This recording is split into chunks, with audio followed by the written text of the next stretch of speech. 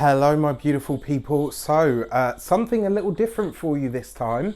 You guys are used to seeing me read the tarot for you. You are used to me talking about numerology. It's time for some astrology. We are stepping into eclipse season, and yes, you will see the whole internet and all of YouTube is awash and abuzz with all of the with all about this stuff. I've got my trusty notes here. The reason I'm doing these solar eclipse specials, and we'll be doing all of the eclipse specials, is because not only is it a different energy, I mean, we've had a little dip into it, but this is where it gets real. This is where it gets, intense, and where it gets serious. And because we're switched from the Leo Aquarius axis, which, trust me, I felt, because I am a Leo rising and an Aquarius sun. So I really felt those ones, and actually I can now, looking back on it, really see the benefit of it. At the time it felt like absolute fucking shite, if I'm completely honest with you, because I felt like a ping pong ball in the middle of a storm out at sea.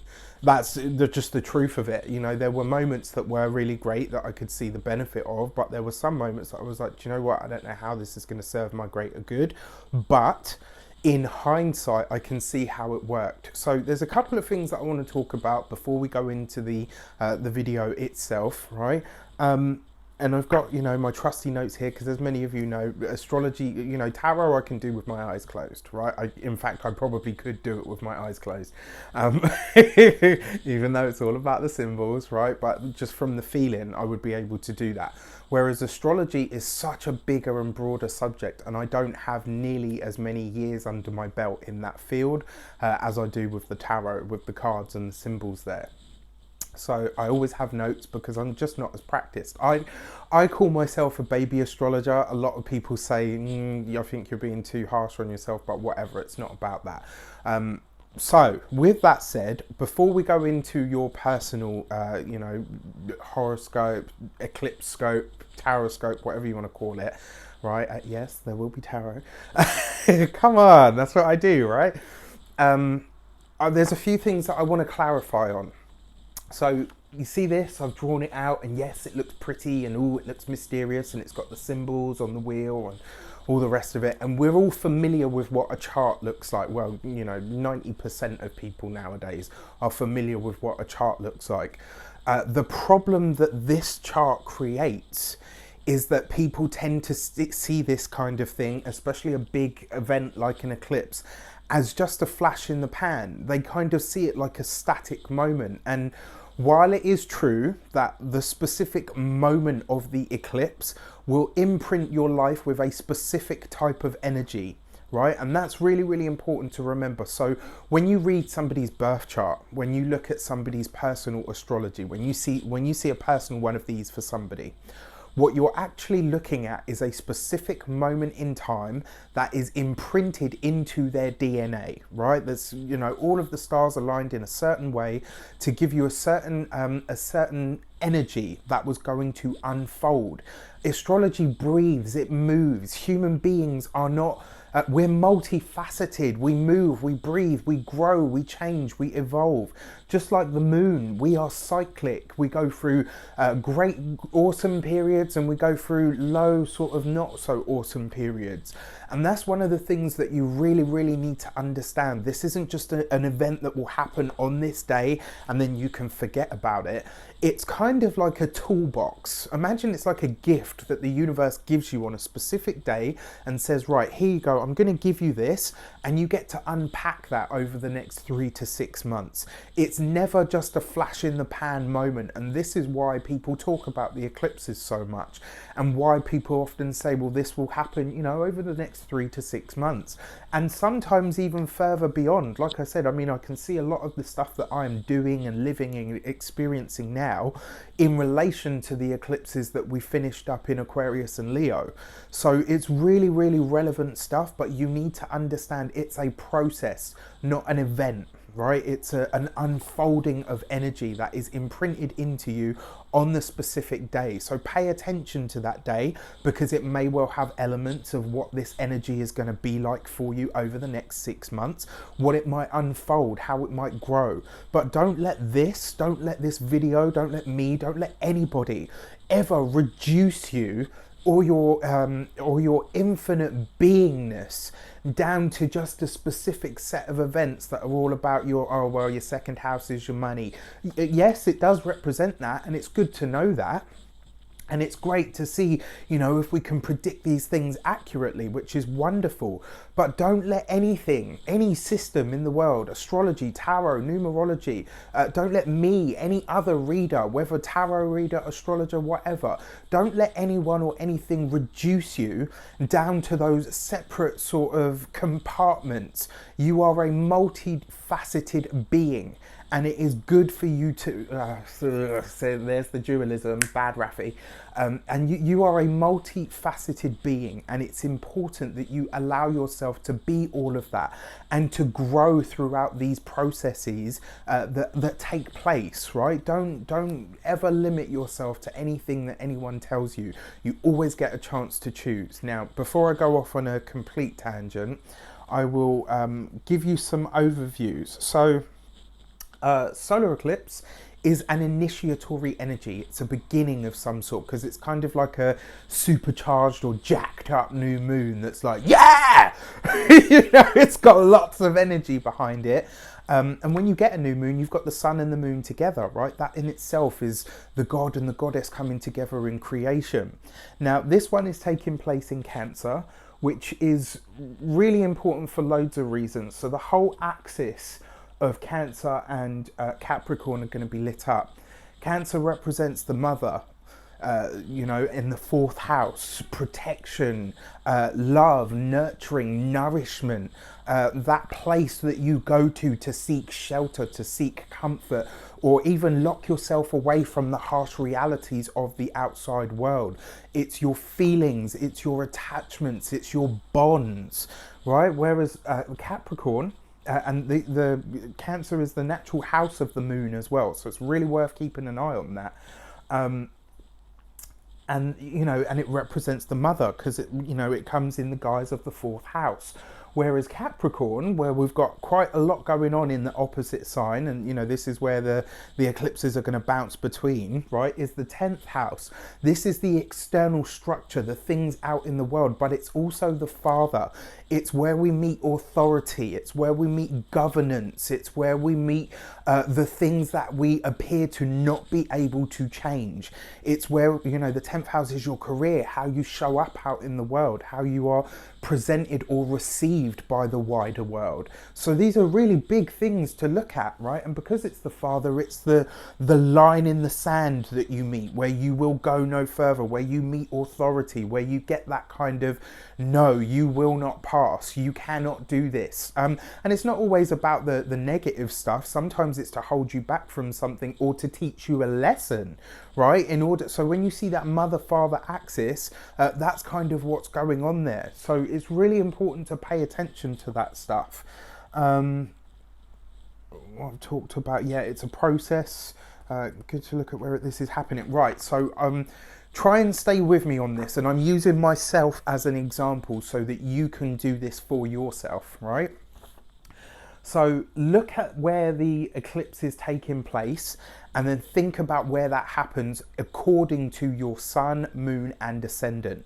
So my moon sign, I'll start there, is in Cancer.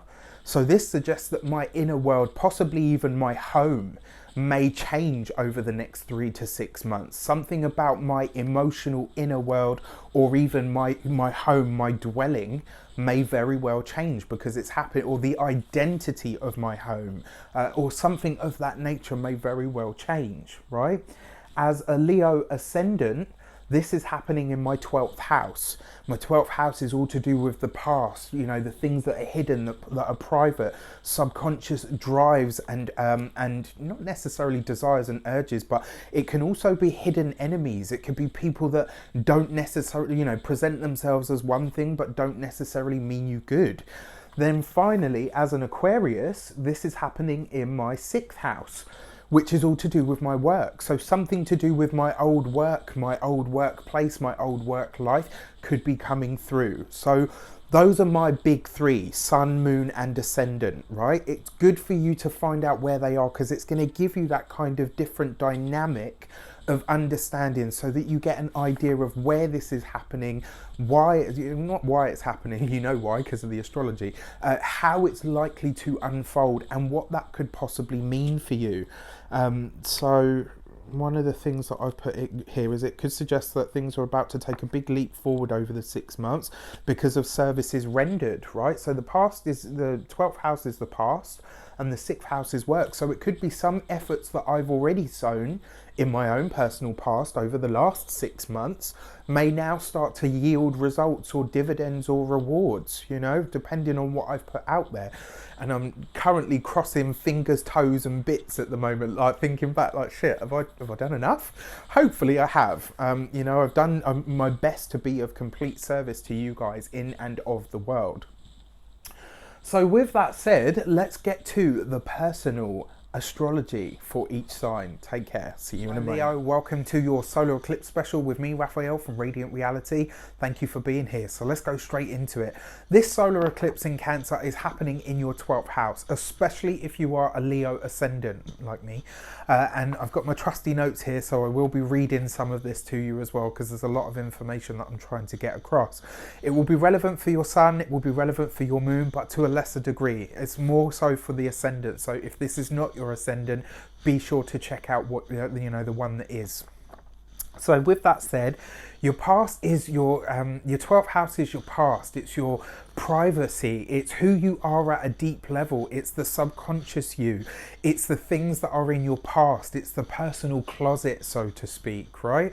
And because you've got an eclipse there, this is a new beginning in that area, which effectively for me, it's almost going to act like a sweep, right? It's going to go right in there, dig down deep. It's going to shine that eclipsed light into the depths of your being, into the depths of all of your past. So this could, over the next 3 to 6 months, see wounds, you know, fears, irrational fears, instinctual patterns and beliefs that you have stored in that deeper aspect of self coming to light, right? And the reason it's coming to light under the eclipse is, especially in Cancer, it wants to nourish your soul. It wants to give you a real glimpse into what it is that's actually holding you back and what it is that needs to change and evolve.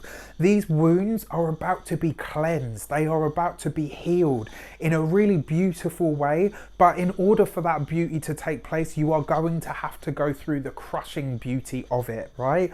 And that means allowing this stuff to bubble up. If you're not having a good time, if you're not enjoying it, if it is hard, if the stuff that comes up is a really painful wound, let it come up. This is like, you know, like in the old days, they used to say, if you get a snake bite, suck out the poison. This eclipse is going to be doing that for you. It's going right into the depth of who you are to suck out all of the poison, all of the things that will have held you back and coloured your outlook on life for the worse, right? What else have I got here? It's going to be an amazing time ahead when you get to use the eclipse to reveal where you are holding back, and more importantly why, which is really beautiful. The other thing about the 12th house is it can represent hidden enemies, right? So this is people that may have been doing you wrong or maybe have been talking behind your back in a certain way. The thing with the eclipse though, this is a good thing for us because it suggests all of those snakish people, all of those people that have tried to tread you through the dirt, or, you know, smiled in your face and presented one thing and been behaving in a completely different way. This eclipse over the next 3 to 6 months is going to reveal them. They will be outed, and there's no hiding from this stuff, right? It doesn't matter what side you're on, you know, whether it's been done to you or whether you've been doing it to somebody, you will be revealed. They will be revealed. Whichever side of the coin you're on, the eclipse will be revealing that. It will be bringing it to the surface. So, you know, I feel sorry for those people because they're going to be the ones that feel like they're stood with their pants around their ankles in a crowded space for all to see. So, you know, that's really lovely. The Saturn and South Node conjunction is happening in the 6th house, which is all to do with your work, it's all to do with your service, your fitness, your health, how you treat yourself, what your daily routines say, and how they have an expression on your physical self. Now, Saturn rules the bone structure, right? And the fact that it's in the 6th, this could be talking very heavily about your physical health. Do you look after yourself enough? Do you get enough rest, exercise, good food, water? All of that stuff is going to come under scrutiny. Now, if you haven't been looking after your health, because it's an opposition, it will make you uncomfortable enough, or possibly, because it's the 12th house, remember, 12th, 6th house at 6th house axis, it could be that some old issue that you've had, I know for me, it's one of my gammy knees, it's my left knee, and how, you know, what the things that I eat, those are the two things that I need to look at. So more exercise and a better diet for me personally, because I'm a Leo ascendant. With the South Node there in the conjunction, it suggests that you are able to let go of some of these old patterns. So it could be if you are an impulsive or emotional eater, you know, or an impulsive, or it could be, eating, or do you go into workaholic mode to shut yourself off when you can't cope with something? There's something about this axis that is releasing those negative or old patterns from your daily routine so that you can optimize your life and get things running really, really smoothly. It looks like as well, it does look like how you work is about to come under scrutiny, so your daily routine, and you'll be looking for ways to become harder, better, faster and stronger. Harder, better, faster, stronger, as the song goes. Kanye West, but the original was by Daft Punk, right? So the other thing about this as well, you can create or put in place a system of work that really allows you to excel. Now, because it has got Saturn there, Saturn does give you, he gives you the opposition, right? Not just because of the aspect, but also he withholds something from you. So you have to work hard at it. You have to work twice as hard, 3 times as hard, 4 times as hard, so that you can get the results, because Saturn represents mastery, right? In the tarot, Saturn represents the world card, which suggests that you've put the work in to reach that next level. So you might find that over the next 3 to 6 months, you feel like you're working really hard, but not necessarily seeing the results. They will come once you put the work in, once you've been able to do the South Node thing by releasing those negative habits or patterns, or even past issues that you're holding on to on a deep level. Once you work those out, it's kind of like ironing out the creases of something, right? When you put it on the ironing board. It feels like you're about to get a reboot in the understanding of what is actually possible. It's also going to highlight to you how you use and also how you waste your time, if you do. I mean, we all do at some point. I mean, we live in the digital age, so at some point we are all wasting, you know, time as a resource. So then you've got Jupiter in Sagittarius and Neptune in Pisces, and these are squaring off in your 8th and your 5th house, right? So your 5th house is the Jupiter in Sag, and then your 8th house is the Pisces, Neptune in Pisces. And this suggests that you will be wanting to delve into a bit more fun. You will be wanting to have, because it's a square, right? So it makes you uncomfortable enough to make a change in your life. Now, the thing is with this is, sorry, my allergies are killing me at the moment. My nose, my eyes are bloody swollen. Jupiter is expansive and it grows, right? It wants to highlight, it wants to have fun, it wants to enjoy more. The fact that it's in your 5th house in Sagittarius means that you have a broader perspective. You might want to travel more. You might want to connect with foreign cultures more. You might want to philosophize and do more learning on bigger and broader subjects and things out there, especially subjects like astrology, right? But because it's square in Neptune and Neptune's in your 8th, it's saying, well, let's look at the resources, let's look at the finances. You might want to, you might want to skip off into the sunset and go to Bora Bora for 2 weeks and, you know, dance on the beach while the fire burns. But do your resources and your money say that you can do that? Is there enough money in the pot? Is there enough resources available to you? yeah, it could see you wanting to create more fun for yourself, but it's going to ask you to look at how you do that in relation to the funds that you have. So, you know, there may be a bit of a restriction there, or there might be a lot of plans to do a lot of fun things, but Neptune is coming along to dissolve some of that, to say, well, you know what, it doesn't necessarily gel with what's possible at the moment. The other thing as well is it also sees you need him to be on top of the number. On top of the numbers.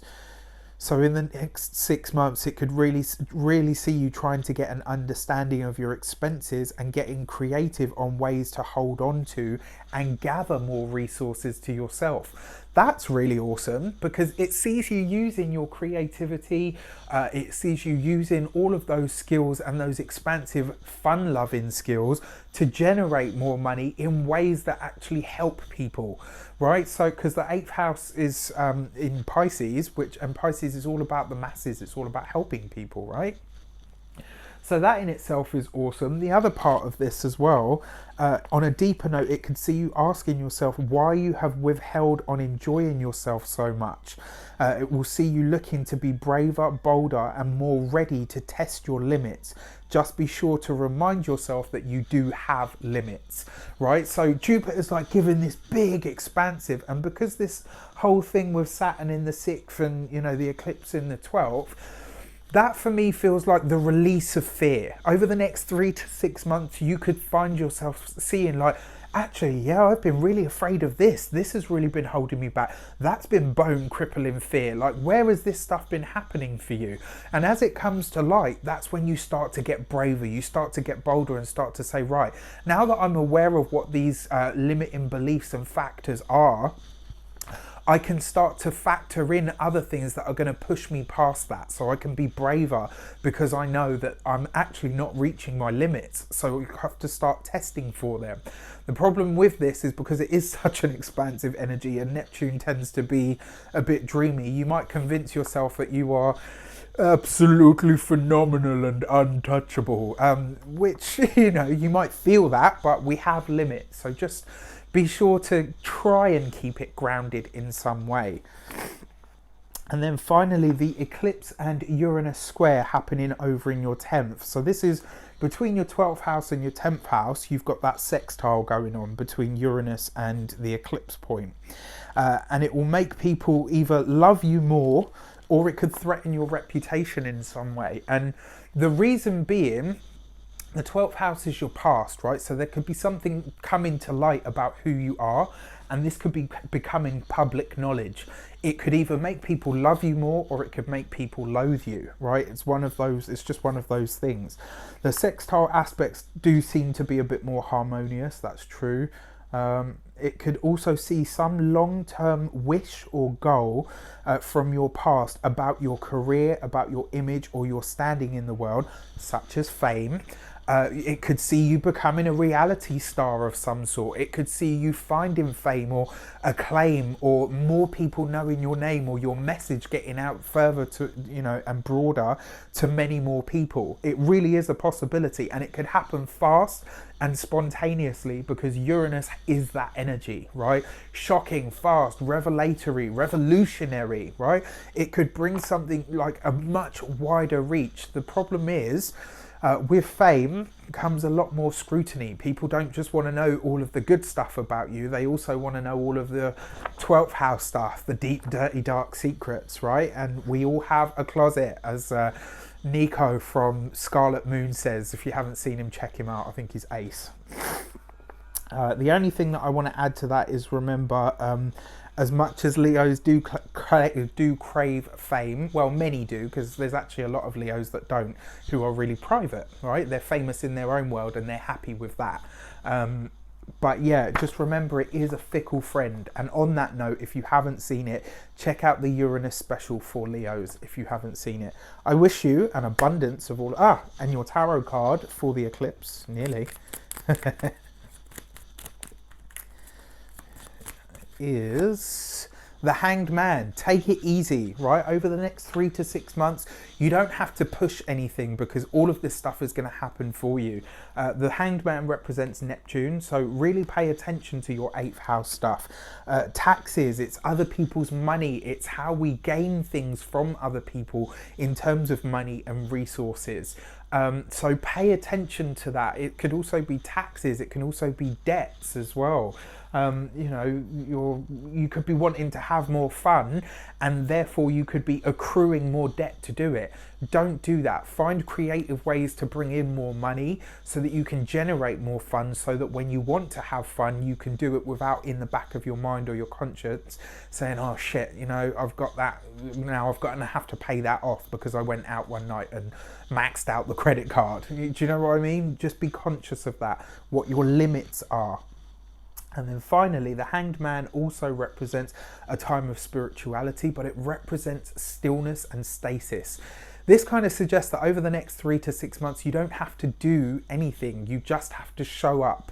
And as long as you're doing the Saturnian thing by, you know, doing things methodically and ultimately doing the work and showing up with your routines and stuff, I mean, if you crack the code, whatever that is for you, and you put in place a good routine, you could see your physical health soar over the next 3 to 6 months. But you could also see yourself feeling so much better and lighter and freer from the inside out.